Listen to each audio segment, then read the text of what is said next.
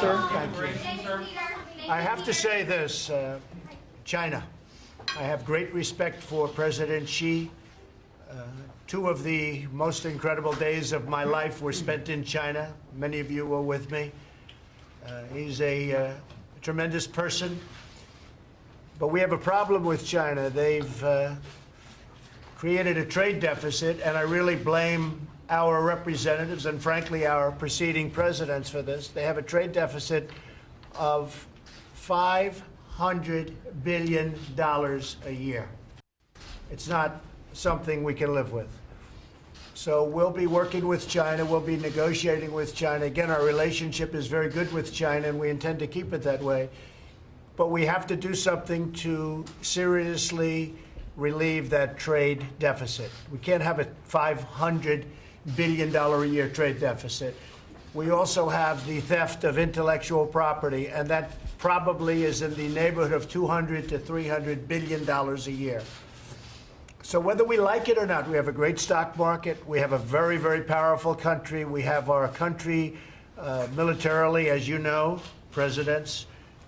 We have just received $700 billion. Our military will be stronger than ever before, but we have to do something on trade with certain countries. And obviously, China is the leader in terms of deficits. We've never had a situation where a country, and nor has there ever been in history a situation where a country has done that to another country. We've helped rebuild China over the last 25 years. If you take a look at what's happened, we have helped rebuild China. So we intend to get along with China, but we have to do something very substantial about the trade deficit. And with that, nothing is easy.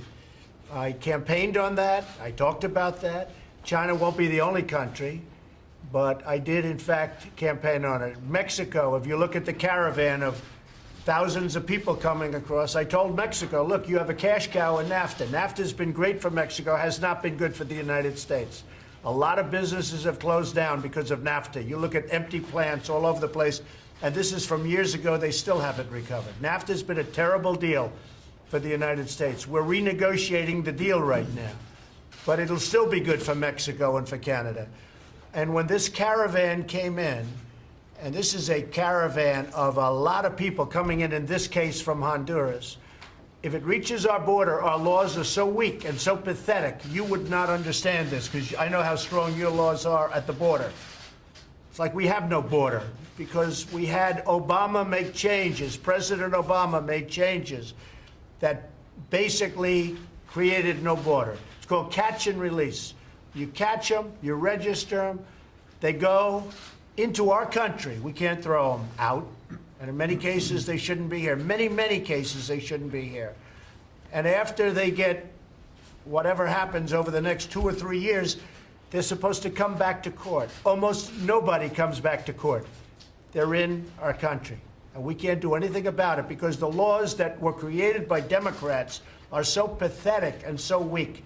So I told Mexico, and I respect what they did, I said, look, your laws are very powerful. Your laws are very strong. We have very bad laws for our border. And we are going to be doing some things. I've been speaking with General Mattis. We're going to be doing things militarily. Until we can have a wall and proper security, we're going to be guarding our border with the military. That's a big step. We really haven't done that before, or certainly not very much before. But we will be doing things with Mexico, and they have to do it. Otherwise, I'm not going to do the NAFTA deal. NAFTA's been fantastic for Mexico, bad for us. We've had our car plants moved to Mexico, many of them. We make tremendous numbers, millions of cars in Mexico that years ago didn't exist. They closed in Michigan, they closed in Ohio, they closed in other places. Now they're starting to move back because of what we've done with regulation and with taxes. They're starting to come back into our country in a big way. But I told Mexico very strongly, you're going to have to do something about these caravans that are coming up. And I just noticed that the caravan now, which is toward the middle of Mexico, coming up from Honduras, is breaking up very rapidly. That's because Mexico has very strong immigration laws, as we should have. We should have those laws. We don't have. We have immigration laws that are laughed at by everybody. and it's got to be changed. We need the wall, we need the protection, and we have to change our immigration laws at the border and elsewhere. So Mexico has, at this moment, it seems they've broken up large numbers of that particular caravan, and we'll see what happens. But we're prepared at our border. We cannot have people flowing into our country illegally, disappearing, and by the way, never showing up to court. So the court case will be set for 2 years or 3 years, if you can believe this, and they never show up. For the most part, very rarely do they show up. Plus, if you notice, they're trying to hire thousands of judges. So every person that walks across, and they're taught to say the right thing, they walk across, and then they go, and they're supposed to go to court. So we're supposed to have thousands of judges because we cannot have them taken out. We have to bring them before a ridiculous court system. We have to change our policies fast, just like we have to change on sanctuary cities. If you look at what's happening in California, they're having revolts out there because there are a lot of areas, Orange County and others, they don't want to have sanctuary cities, which are guarding criminals. So a lot of things are changing, but I've just heard that the caravan coming up from Honduras is broken up, and Mexico did that. And they did it because, frankly, I said, you really have to do it. We're going to have a relationship on NAFTA. We're going to have to include security in NAFTA. So Mexico, very strong laws, and that's the way it is. So it looks like it's been broken up. So that'll be good. Okay, thank you all very much. Is Scott Pruitt staying, sir? This way. Thanks, Peter. No, the caravan doesn't irritate me. The caravan makes me very sad that this can happen to the United States, where you have thousands of people that decide to just walk into our country, and we don't have any laws that can protect it. And the wall, because of the Democrats, has been delayed. We've started the wall, just so you understand. We have $1.6 billion. We're fixing and building brand new walls in certain areas. And we're doing a lot of work on walls. We have $1.6 billion, and we're starting brand new sections of walls. But we need to have a wall that's about 800 miles, 700 to 800 miles of the 2,000-mile stretch. We have a lot of natural boundaries. But it's very sad to see it. And it's sad even from both sides. It's sad for the people in the caravan, and it's sad for the people of the United States. It's really sad that we don't have laws that say we have a border, and if you don't do it legally, you can't come into the United States. To me, that's a very sad thing for the people of the United States. Thank you all very much. Is Scott Pruitt staying? Scott Pruitt, sir? Thank you. Thanks, everyone. Thank you very much. Thank you all. Thanks, everyone. Please exit. Thank you all. We'll be very good. I have great respect for the Baltic states. Tremendous people, tremendous leaders who I've known now for a pretty long period of time.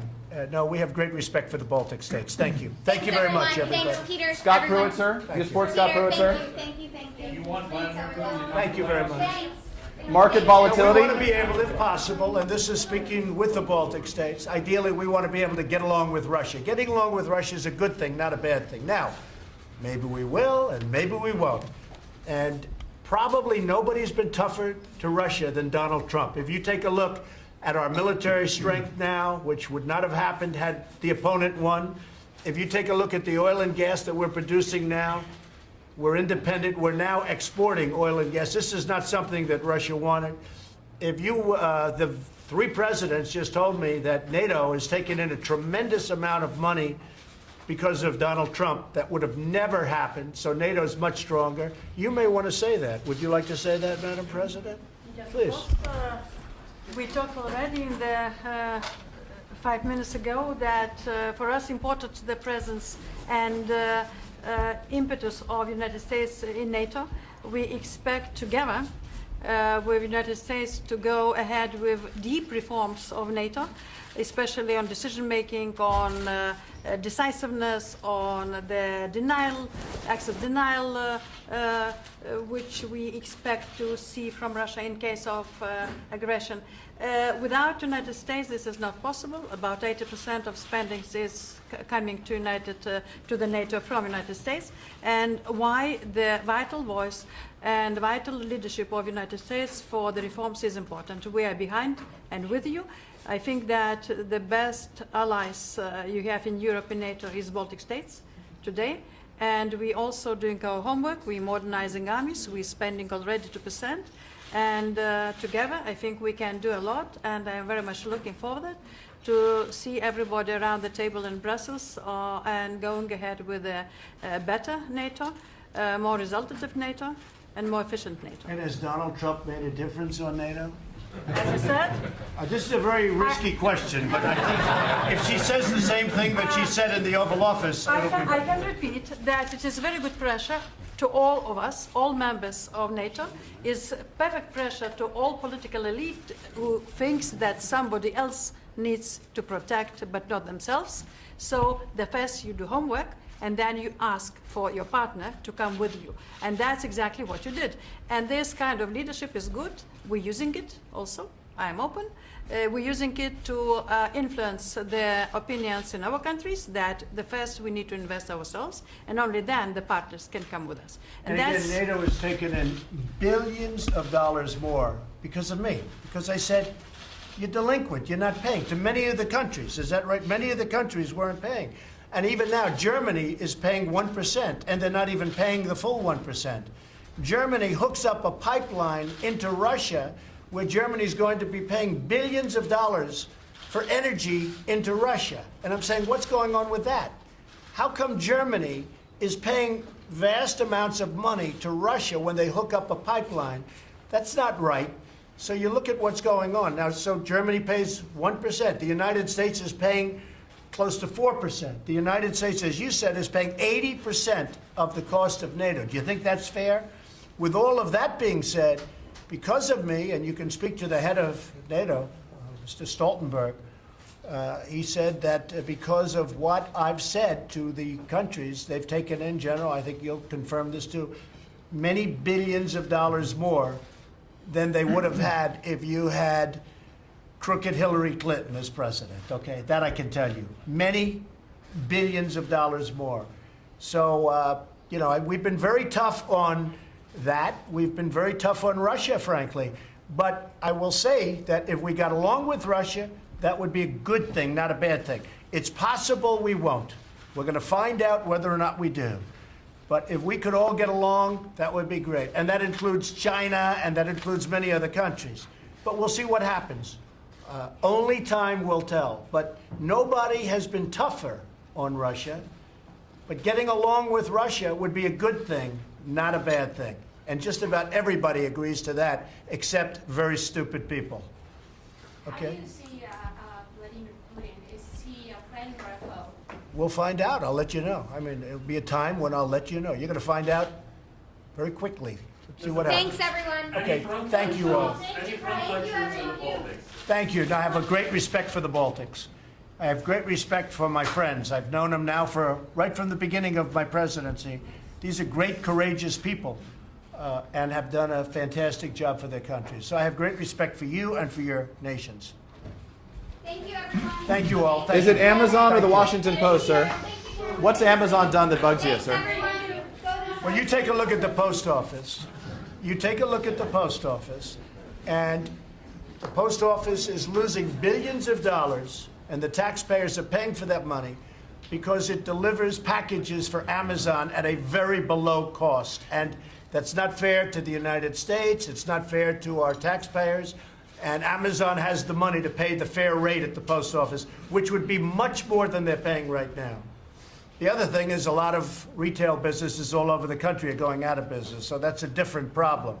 And that's a big problem. You have retailers all over the United States are going out of business. You look at some of these small towns where they had a beautiful Main Street with stores, the stores are all gone. So that's a different problem that we're going to have to talk about.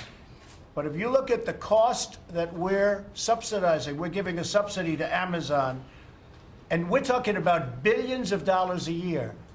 The real cost. And a report just came out.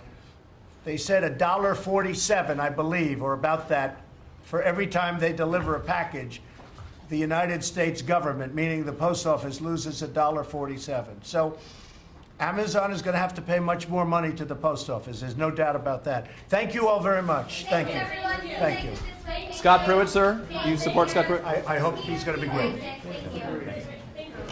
Thanks, guys. Thanks. I hope he's going to be great. Thanks, guys. Thanks, everyone. Time to go.